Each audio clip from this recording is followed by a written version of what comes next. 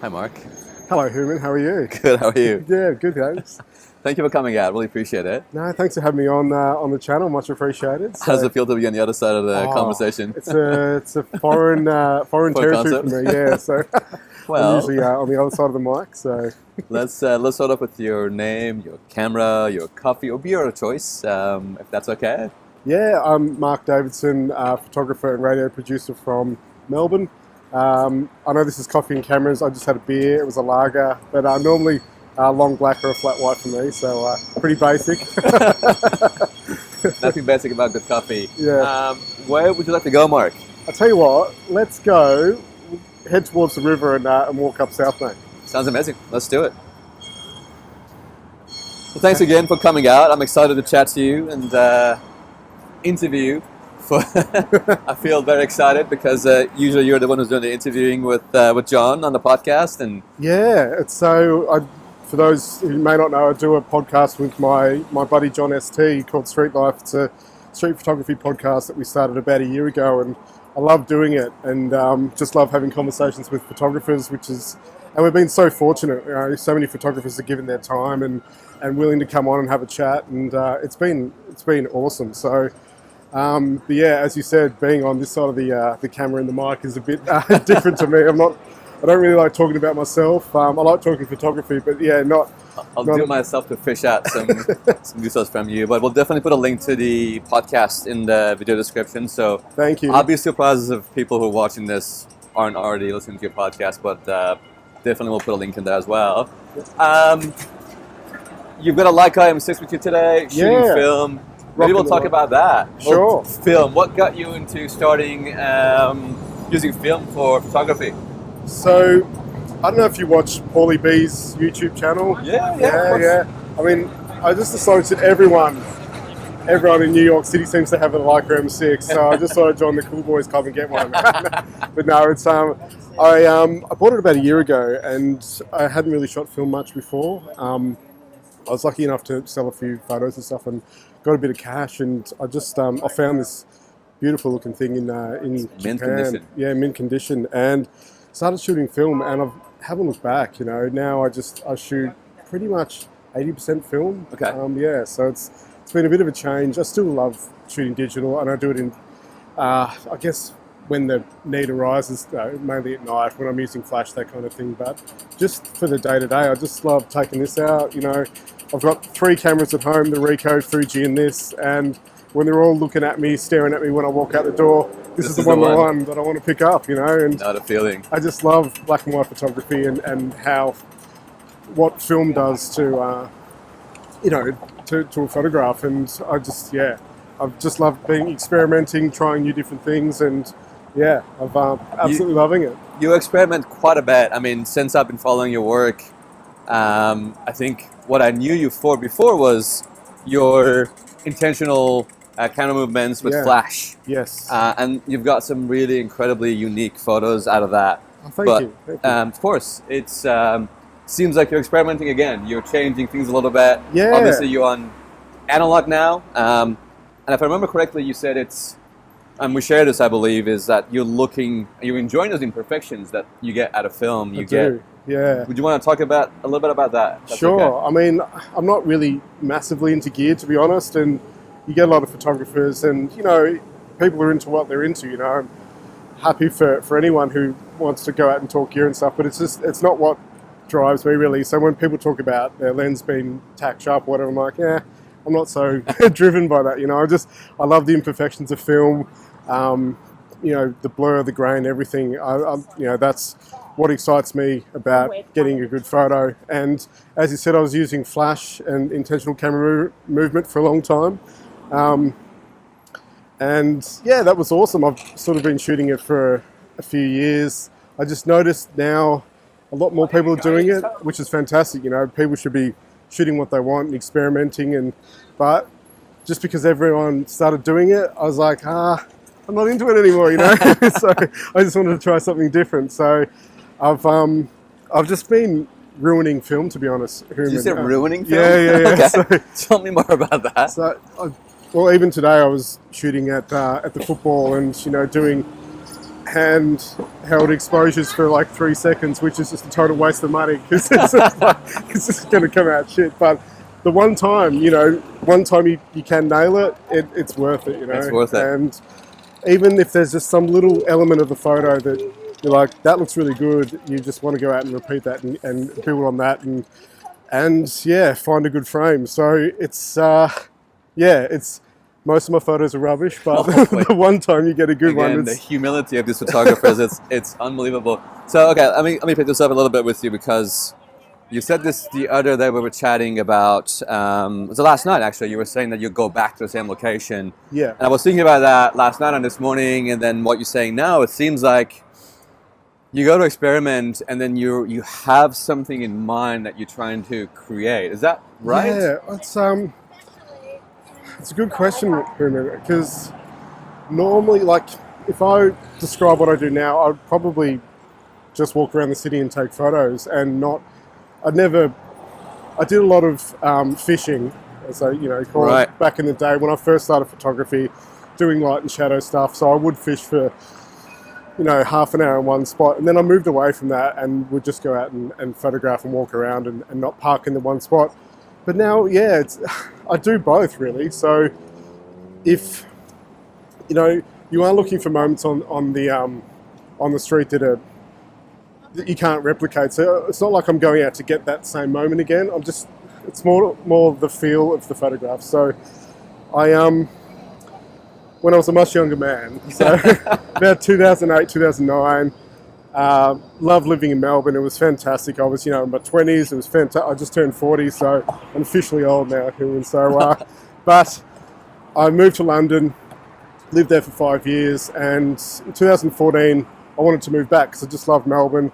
It was like, the city has such a vibe, it was voted like the most livable city like multiple times. 8 years in a row. And I wanted to come back here, but I don't know, I don't feel like Melbourne has that vibe of the late 2009 whatnot. So it's a different city, but that's what I'm going out to photograph now, the sort of changing of the vibe and what the city means to me. So so that's kind of what I'm looking for on the street now.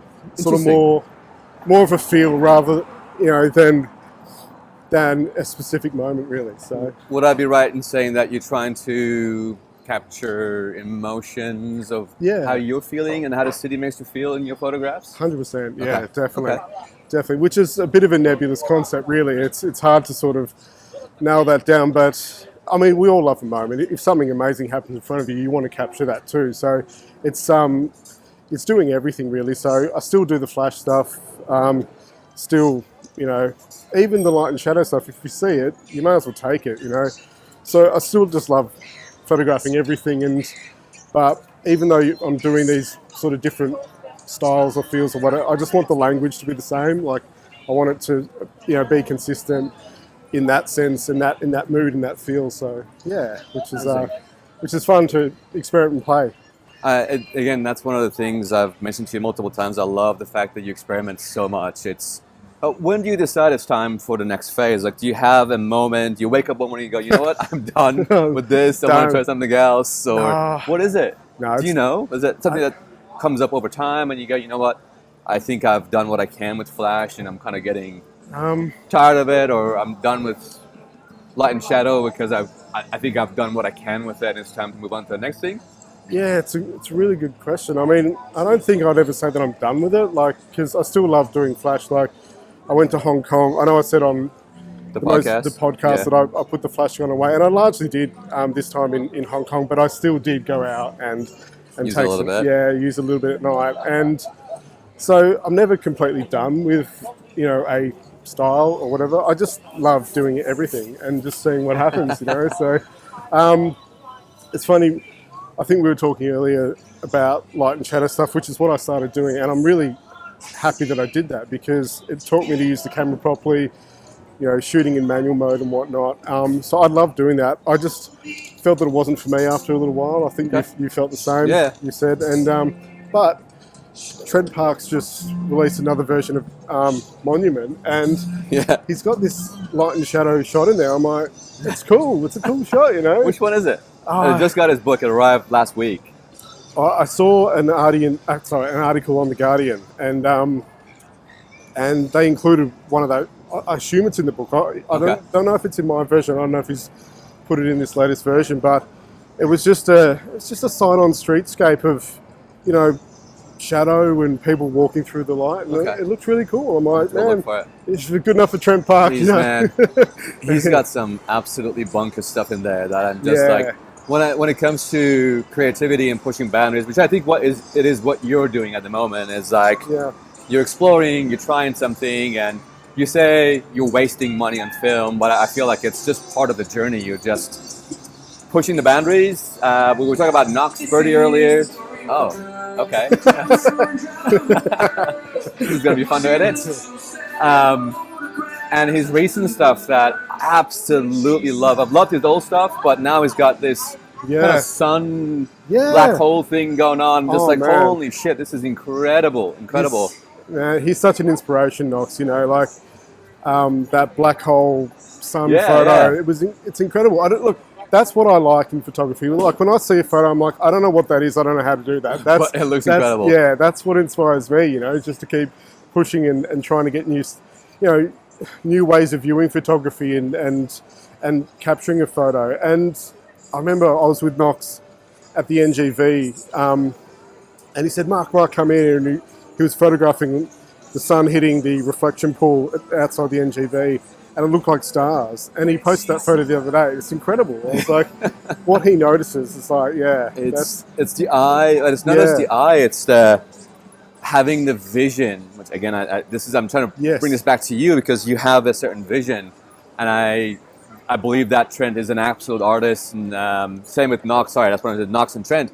Some of the stuff that I saw in Trent's book that I hadn't seen before is some of these slightly longer exposure where there is a subject standing and they've got a look on their face, but behind them there's these light moving shadows of humans. Yes. So, just unreal, just blows your mind, and you just think about repeating yourself is good, but then what's the next phase? Yeah. Which I think when I'm thinking about you and the work I've seen from you over the last couple of years, it's you get to a certain point and you go, okay, I'm going to push myself to the next thing and try something new. And it's scary for a lot of people, right? Because definitely. Oh, absolutely. You know, you're doing stuff you're not, you know, I guess at the end of the day, you need to shoot for yourself, you know? Like, you're not changing up how you shoot for someone else. You're doing it because you want to grow as a photographer and try something different.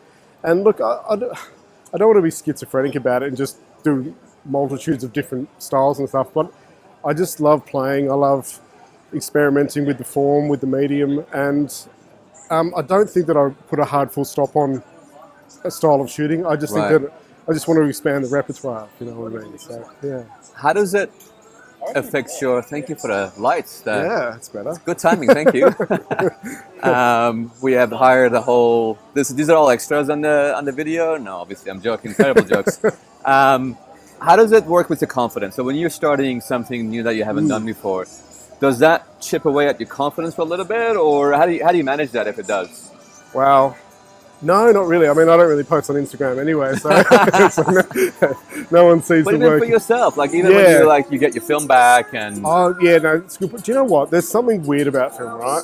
So your first ever roll of film when you're shooting, there will be like 3 really good shots on there. You go, oh, this is great. You'll never get that many again. Good ones. That'll never happen again. This is like, the universe works in a weird way where you get some amazing shots the first time and you go, oh, this is great. But yeah, I mean, the amount of times that I get a roll of film back and there's nothing on it that I like, it happens quite a bit. It happens quite a bit, yeah. I think you're maybe a little too harsh on yourself.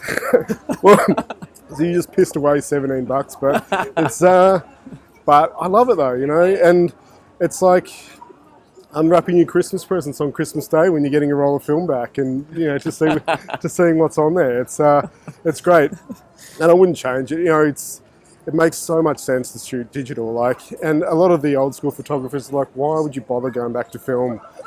And they're probably right. You know, it's like, what's the point? You know, you can get a digital camera and you don't have to pay for stuff. You know, but I just love the look. You know. It is addicting. It is For anyone out there watching this who hasn't done film yet, just don't do it. Save Just yourself the don't money. do it, Just don't do it. Otherwise, you're going to be sucked in like the two of us and spending stupid amounts of money. Exactly. Well, I think, Human, you said before, like, you know, you like when you shoot digital, it looks so clear and perfect and lovely. It's like, that's not what I want. That's not what I want. The camera's too good. Like you said, the lenses are so perfect. Yeah. Everything comes out extremely sharp. There is no imperfections. They're just perfect. They're clinical. And for some things, it does work, and I love it. But for some other things, I'm like, I don't want this clean, clinical look. I want some imperfections. And 100%. I'll show you a photo after this, after we wrap up here. Yeah. It looks like a painting. To me, I look like I've made a painting with a camera. Yep. And it's just, it blows my mind. I'm like, there's no way I can get that in digital camera. Digital, 100%. So, like yourself, I don't see myself exclusively using either one, but I think for most of my work, I'll end up just sticking with film, even though, you know, the extra costs are there. But I think it's worth it, like we said. Whatever makes you happy, long term, just do it. Well, speaking of long term, can I ask you a question? Sure. So, when you're working on a project, I think I kind of am now. Like, maybe I've got a couple on the go, one in Melbourne, one I was going to ask you about that. One overseas, What are your thoughts on mixing film and digital into one project? Because I haven't thought about it, but I don't see why not. Yeah. I don't see why you wouldn't, unless it doesn't fit in for some reason. Yeah, I mean, as long as it has I think I used the word language earlier. Yeah. You know, as long as it sort of feels consistent and has a bit of a flow, a connection, I'm all up for it, because I don't know, like, at the end of the day, it doesn't matter what you capture it on, a sensor or film, as long as it's a good photo. I think that's what you're striving for at the end of the day. But I hear a lot of people, you know, people I really respect, you know, and some of my idols say, no, you got to use the one medium, you know, the one lens, the one camera. I'm like, nah, I don't know. These rules are... Yeah, just...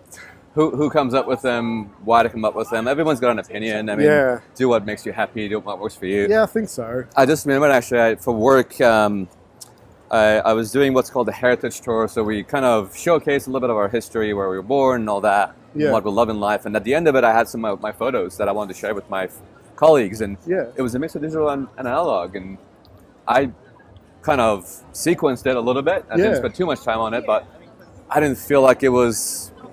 There was no immediate difference between, oh, this is definitely digital and this is analog. They all fit in together. You can kind of notice with the grain, but from a language of photography, it was streamlined. It worked, in my opinion. 100%. So, and if you're shooting, if you're shooting black and white like I do mainly, you can sometimes you probably can't tell if it's digital or film. You know, in some instances. So, I mean, I'm with you. I think you just shoot whatever you've got your hand, whatever's in your hands, and if it's a good photo, put it in the series, you know. So, but look, this is new territory for me. I've never really worked on a project before, but I feel like I'm getting to that stage where I want to do that, and it's fun. You know, I don't know anything about sequencing really, but it's just good, like plugging away on 35mm film, and you might get a shot every couple of months, but you know, it's good fun.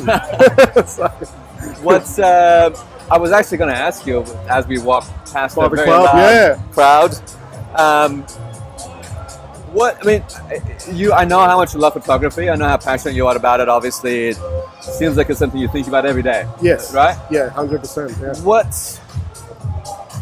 What's your long-term goal with it? Like, besides happiness and besides joy of doing it, do you have something? Do you have any goals in mind that you want to achieve? Do you want to leave a body of work behind after you're gone? Is there a legacy that you think about that you want to leave behind?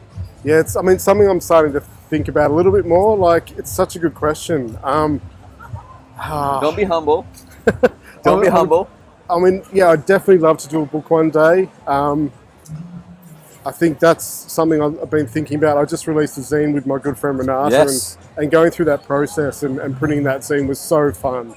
And I love seeing our work together in print. And I'd love to do a proper book sometime in the future. But I guess, I don't know if this is controversial to say, but I mean, no one probably gives a shit about your photography. It's like as much as you do, you know what I mean? As much as you do, probably right. You're probably right. So it's like, is there a point in that? I don't know. Okay, fair enough. But it's, yeah, I'm sort of wrestling with those feelings really. Like, mate, as you said, we do it for the love of it. I wouldn't do it otherwise. You know, imagine if you went out every day and shot and you hated it. That'd just be ridiculous. But I just love doing it. I kind of, in the future, you know, if I'm doing it for another 10, 20 years, you'd like to have a bit of a body of work and say, this is what I did over this period. This is what Melbourne looked like over this period. This is how I felt about the city. This is how I felt about art and photography, and that's kind of my statement on it. And I probably would like to have a book in that sense. But yeah, whether anyone else gives a shit is entirely different I think you'll be story. surprised. There'll be a lot of people who'll be. I'll look forward to that book. I think it'd be amazing. I've seen You don't post frequently on Instagram, but when you do, man, it's like I'm like, why are you doing a carousel of 8 amazing photos? Like, usually people try to hide some of their not so great photos in the carousel, but you put on like 8 bangers. It's just, it's I don't unfair. know about that, but thank you. It's yeah, Instagram's funny, isn't it? We just had a chat with Knox Birdie in our last podcast, Very good chat, yeah. and it was so good. Like, he's feeling the same way as a lot of people are feeling, me included. You know, about Instagram. It's, you know, I don't want to moan about it because it's just a digital social media platform. It's not the be all end all. It's nothing. And I think we were talking before. It's actually kind of freeing in a way that, because you're not getting the reach and stuff that you were, you know, 2-3 years ago. That's actually a good thing, I think, because you just put stuff out there and you don't worry about it. You know, I don't care anymore. Exactly. I generally don't. I told you earlier, I'm like, I haven't looked at my stats in months. I could care less how many likes it's getting, how many comments it's getting. I used to watch on YouTube how to extend your reach on Instagram. Here's new methods. I could genuinely care less anymore. This is like, as long as my friends get to see my work, whether it's in person or online, and that's all I care about. 100%. And it's actually probably a good thing in a way, because if no one's seeing your work, if you do eventually print it in a book, no one's seen it. No one's seen it. There you go. But yeah, it's a good discussion. You know, it's we don't really have any other platforms for us to share our work, but we spoke in the podcast about getting a small group of friends and trusted, you know, photographers that you like and you rate their work and respect their work, and getting together and just chatting, you know, and sharing your work that way. So that's interesting too. And even doing stuff on Substack, you know, you can write some a bit of an article, you know. Doesn't have to be an article. I think you did one recently, didn't you, on Substack? Just sharing your work that way. No one was sees about double exposure, if I remember correctly. Yeah, it's just one thing. That was some really cool stuff, by the way. Thank you. Yeah, thank you. I mean, I don't really like doing double exposures on digital, but on film, it's just the, it's you know, so the bold. it's like hit and miss, you know. Hardly anything of them ever work out, but it's just fun, you know. It's when it does, like you said, it when works it does, out. yeah, it's something else. It's good fun. So, oh my gosh, have you ever done one at night, Human? Coffee and cameras. This is the first night coffee and cameras. I really hope this turns out not too grainy. This is for those of you at home. This is all shot on an iPhone, so we'll see how this turns out. Yeah. This is almost 6 p.m. here in Melbourne, and as you can see, it's pretty dark. So we'll see how it turns out. Our first night coffee and camera, well, beer and camera, I think we should say. Well, it is night, so quite appropriate. What about you? What do you feel about long-term projects? Are you working on something, or? Yes, I've got by accident, nothing on purpose. I think I started 2 years ago taking this kind of seriously, photography, and about 9 or 10 months in, I realized that I've got a sort of a 2 or 3 themes, like commuting to work. I was a lot of time spent on the train. Yep. Kind of like Jay. So I've got that in the works, and a couple other stuff, light and shadow stuff that I've done in the past.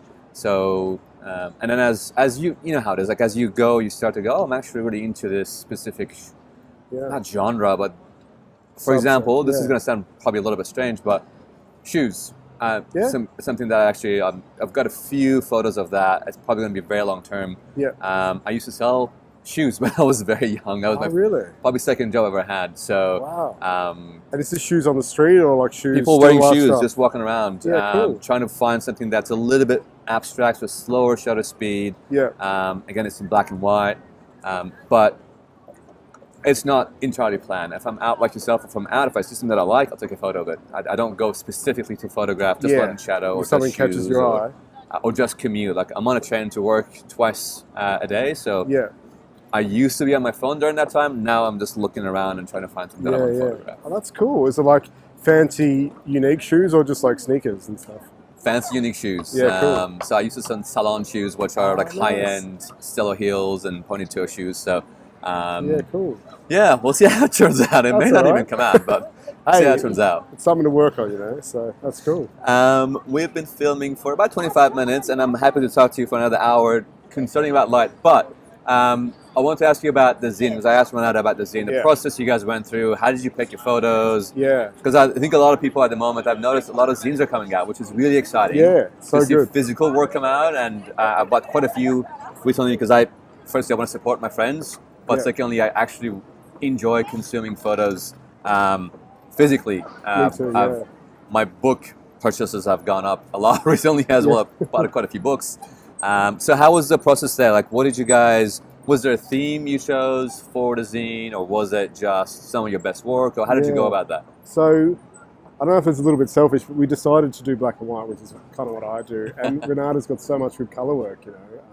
So, I don't know if I hamstrung her in that sense, really. So, she could do a whole zine just on her colour work, that she does with drag queens and whatnot. It was once we made the decision to go black and white.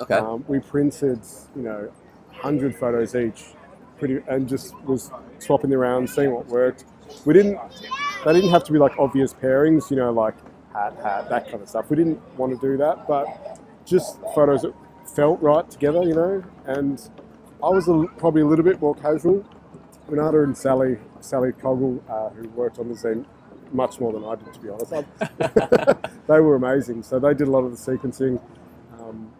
I was kind of like, this is a zine. I wanted it just to be a bit punk, a bit rock and roll. It's just like, it's not like a definitive statement on what I'm shooting at the moment. I just wanted to get something look pretty cool out there, you know what I mean? And I just trusted them to take some of my photos and make them work with Renata's. So I really left a lot up to them. So that's scary. Yeah. How does that make you feel? I mean, obviously there's a lot of trust. Obviously, you guys know each other for a long time. Exactly. So I knew that she has such a great eye that they both, Sally and Renata, have such great eyes that they would take some of my photos that would work, and I'd be totally happy with what they picked. And some of them I've never posted, I've never shared, I've never shown anyone, but I'm like, I'm fine with it, like whatever. Even if it's not what I consider my best work, I was happy for it to go into the zine as part of that project with Renata. And I think it came out quite well. I got my copy, 3 weeks ago, that night we had dinner? Yeah. And I went through it that night and it was amazing. And I was showing Renata, I'm like, I honestly have not had time to look at it again. It's on my desk, literally with Sally's zines sitting on my desk. Like, I need to put some time aside to look at these, because when I saw Sally's as well in person, next to her, it was just incredible. Yeah. So you guys are very talented. Thank you. And it was such a good process, and I owe such a debt to them for doing that, I mean, I did help, obviously, but they really mucked in and got it looking good. And as I said, I just said, here are the photos that I kind of like. You can take whatever you want out of this selection and just make it work. And I think it went well. How much time do you think not you specifically, but between the three of you spent roughly from the selection to narrowing it down to then sequencing it and all that? How much time do you think you spend on it? Yeah. Months, weeks? So we did a few long sessions at Renata's house over some pasta. And that was great. We just come in with all our printed work and spend hours, mixing and matching and stuff like that. So that side of it, the selection side of it, took place over 2 months, I reckon. Yeah. Okay. So it was it's a lot of work. Yeah, it was a little bit time. We did have a hard deadline because we were exhibiting at the Photo 2024 Art Book Fair. Okay. So we knew we had to get it done by then. So we had like 3 months to do it. And that was good, It means we actually had to put a full stop on it and say, right, this is this is the final edit, this is what we're going to go with. Because otherwise you can just go on, you know, and you might take some more photos and want to put it in. But it was a lot of my older work, a lot of Renata's older work, apart from her Bangkok stuff, which she shot pretty recently. But yeah, look, it was a fairly long process. I don't know if 3 months is a long time to put a zine together. I don't know. I've never done one before, but it felt kind of quick in a sense. But it did take, you know, a fair few hours. So. And I asked you this before we came out. Have you got another one in the lines? Like, not necessarily working on it at the moment, but do you want to do another one by yourself or with Renato or somebody else? I think definitely. I love doing it, and I would definitely love to do another one. I don't know. I probably should leave it a little bit because, you know, you don't want to exhaust people's budgets. Yeah, but exactly right. So, you know, if I put out another zine, are people going to buy it? Probably not. So you just, you know, you want to give it a bit of breathing room and get some more work together and, you know, do one down the track. But yeah, 100%. I actually liked it so much. I would love to invest in printing other people's zines. Like, that's something I'm really passionate about now. And, you know, as you just mentioned then, like, so many people putting out zines at the moment, and I love seeing them. I love buying them. I love supporting fellow photographers and people within the community. And I would love to put some of my own resources into getting other people's work out, you know, if I can, you know. It was such a good process with Renato and I. Even, you know, just the taking the orders, the mailing, all that, you know, I really enjoyed that. So I'd like to, you know, I don't know if it's going to be formalised or whatever, but yeah, just maybe getting into publishing as well. So I think be careful after this. This might you might be people sending stuff to you after this video comes out. Yeah, but it's just we have such a good community in Australia. Like we really do. Yeah, there's very few dickheads in this street photography community, isn't there? So it's awesome, supportive community. People are really passionate, and I just love talking to people like yourself and the other people I've mentioned previously. And yeah, I just want to get in there and celebrate it. Amazing. Is there anything that I haven't asked you that you want to talk about? You haven't asked me what my favourite photography YouTube channel is. I did pay you $20 to say that, so that's fair. That's fair. Copying cameras. Copying cameras. Thank you. Yeah. Is there anything that you want to talk about, Mark? That I honestly like. This has been amazing. Just I could pick your brain for quite some time. You're a natural. You should do a podcast, I think. No, I just think, honestly, I just love doing it. I really think, as you said before, I think about it every day. It's such a passion of mine, and I want other people to, I want to be around other people who are passionate as well. And yeah, I mean, what else is there to say? I don't know. No, that I appreciate you taking the time. I know you're busy and coming out and chatting with me. Yeah, it's been amazing just to talk to you beforehand on actual video.